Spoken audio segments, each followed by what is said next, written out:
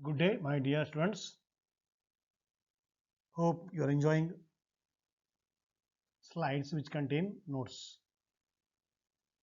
Listen to my explanation, and at the same time, whenever you are free, you can make your own notes by referring to these notes. Okay, so these notes are just for your reference. Kindly don't copy exactly. So by reading textbook and by going through these slides, you can make your own notes that will be what you can remember and you can recall at the right time. So yesterday or in our previous session, we were discussing about effect of temperature on the state of matter. What happens when we supply heat energy this much temperature to a state of matter? Certainly there is a change in the state of a matter. Now the question is exactly at the microscopic level, what happens when we supply heat energy to a particular matter? Okay, so by taking solid as an example, let us understand the effect of temperature on the state of a matter. Okay, see, when we heat solids, what happens? Solids contain particles because every matter is made up of particles. So those particles start to vibrate on their mean position. They are closely packed. But when you supply heat energy, okay, so that energy makes particles to vibrate on their mean positions. And if you increase the temperature, so due to the more heat, so they start vibrating fastly and they leave the place. That means they start moving. Now you please imagine a mental picture, the arrangement of solid, arrangement of the liquid, okay, particles. So in the particles, loose packing is there. So when we heat a matter, so that means particles are going from the close pack to the loose pack. That means they are converting from the solid to the liquid due to the increase in their movement, and this movement is called as what?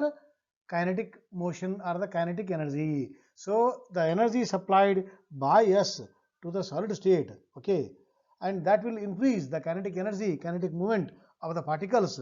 So thereby they keep moving, and that is the reason they convert from solid to the liquid. Okay, and that is, this process is called as what? This process is called as melting, okay, or fusing. So one more similar word is there. So it is called fuse, means to melt. Okay, solids are fusing, ice is fusing. Don't compare this meanings of fuse with the electrical fuse. Okay, they are also same purpose. Whenever you go for in the house, you might have seen the electrical fuse. So high voltage comes now, it first fuse melts. Why? Because it is fixed, it is arranged in the circuit for the house wiring just to safeguard the house. So whenever there is a high voltage comes, it is first fuse melts, then house is safe. That's why here also fuse means to melt. Okay, so this process of converting solid to liquid with the help of heat energy, which is known as what? Effect of temperature, is called as what? Fusing, or the more correct word is melting. And at what particular temperature it melts, that is called as what? Melting point of that solid. Okay, right. Now we are where? We are on the definition of a melting point. Okay, what is melting point of a solid? The temperature at which a solid changes into a liquid. So you will take some solid in the test tube or in the container. Anyway, when you supply heat energy, when it starts converting into the first liquid starts, no, that time you note down the temperature using the thermometer. That is the melting point of that solid. Okay, that's why he says the temperature at which a solid changes into a liquid is known as melting point of that solid. And this melting point is, it is a characteristic property of that solid.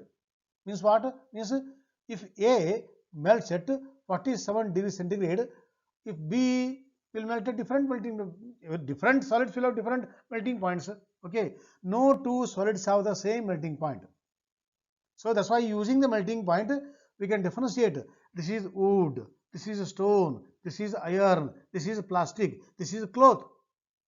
So using the melting point, we can easily distinguish between the nature of the what matter. So different solids will have different melting point. Depend upon what? Depend why they have different melting point. It is because of the different arrangement of particles in that solid in a different fashion, in a different pattern. Okay, so that pattern, that structure, that fashion decides the melting point. Okay, so melting point, once again I am repeating, which is very important statement. Melting point is a characteristic property of a solid, and no two solids have the same melting point. Okay, right. Now, whenever you are noting melting point of a particular solid, how it is reported, how you will write down in the notebook. So there is a method. If you do in the house, it's not a problem. When you do in the laboratory or industry, okay, so that time you have to note down correctly, you have to report correctly. How it is reported? A melting point is reported as the temperature range from the first appearance of a liquid to the disappearance of all solid. This is second part is very important. Second part of the statement. That means when you take a particular solid in a test tube, when you heat it, it starts melting. You please note down the temperature using the thermometer. And again, you keep continuing heating. So that means you see whether is there any change in the temperature, any mercury mark is moving upward, you just keep an eye on the thermometer. But it will not move. It will not move. So what he says, unless complete everything, whatever you have taken the solid, if it everything melts, till that time the temperature is constant. It will not move. That temperature is called as what? Melting point. So melting point is how it is reported. When the solid starts melting, note down the temperature. That temperature should be constant throughout complete solid melts, converts into liquid. So to that you have to wait. Okay, then only you note down the report of melting point. Okay, so that means for pure compounds, the range should not exceed 1 degree centigrade. You have taken pure iron, pure gold, pure calcium solids. Okay, so you want to note down the melting point. Because it is pure, it has to melt at its melting point. No, there is no there is no chance for the wrong answer. Melting point of iron means it is at that particular temperature it has to melt if it is pure, because it's pure, no? So no contamination. By chance, if it is impure, contaminated, that time slight variation is there. Okay, so or if the contamination is more, then more difference is there. But for the pure substances, for the pure solids, because pure it is highly pure, therefore melting point should come exactly. How to know melting point? There is a list available in the higher books where melting point of all the solids are available in the form of table. Ready reckoner table is available. So you take the help of the table, okay, and note down the temperature. You compare it. So that means for pure substances, melting point should not vary even 1 degree also. Exactly it should give. That is called purity. And you will think the other part of the statement.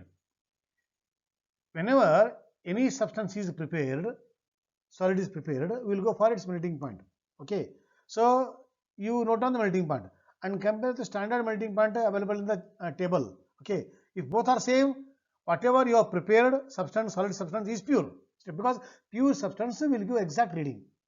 By chance the solid prepared by you is not giving the correct melting point given by the standard books or the table, that means you have prepared a solid which is contaminated or impure or mixture.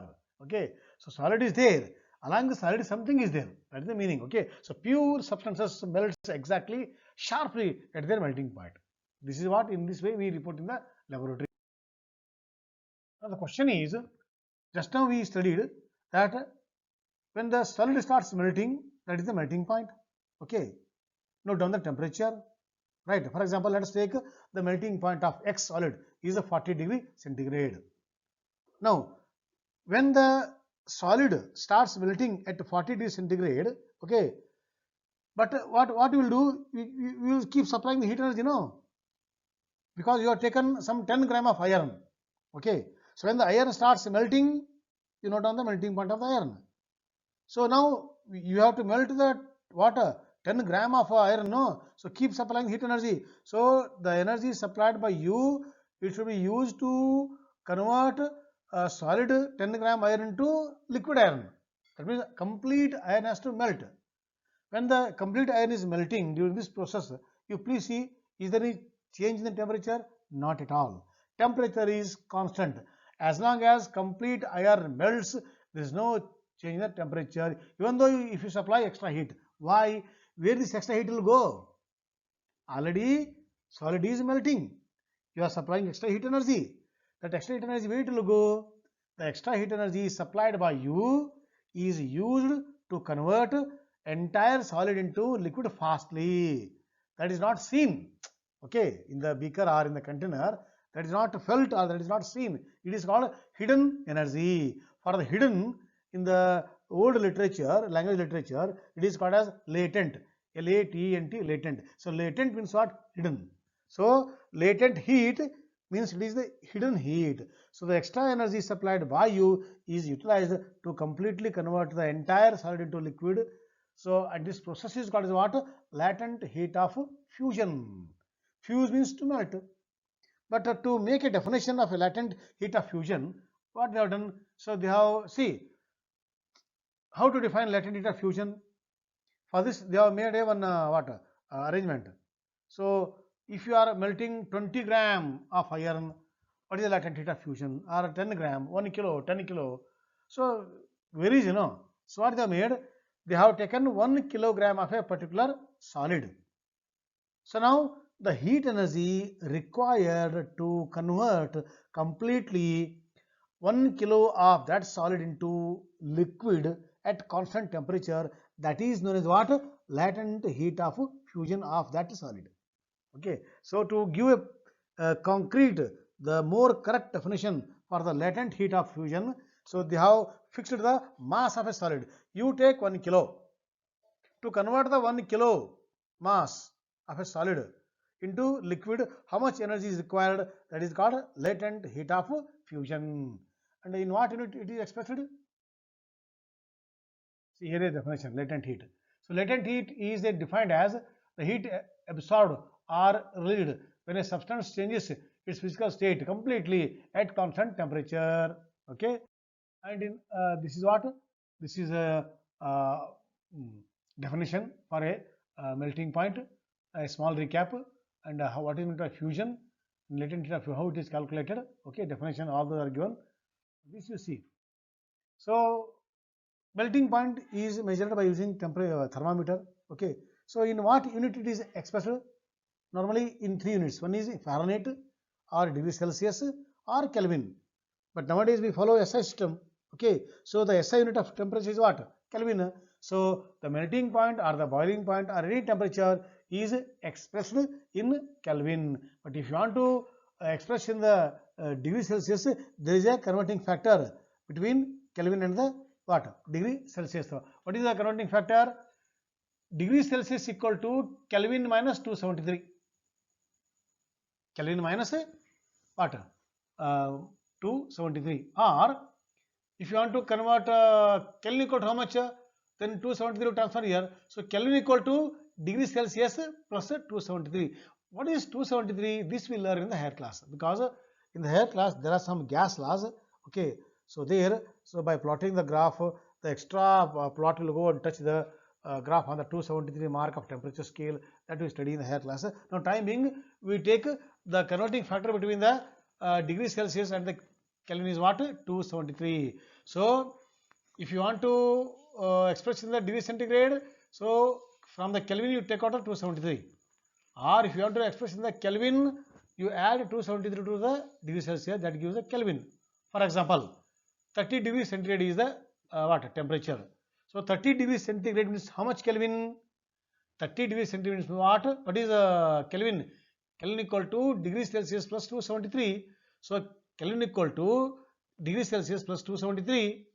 It gives 303. Okay, so you can easily convert from degree Celsius to the Kelvin or Kelvin to the degree Celsius by using this converting factor. So I had given you some examples to work out. So convert this Kelvin to Celsius scale, convert these Celsius scale to the Kelvin using the same formula. So I think you are clear about the today the topic, that is melting point and the latent heat of a fusion. Okay, so keep thinking.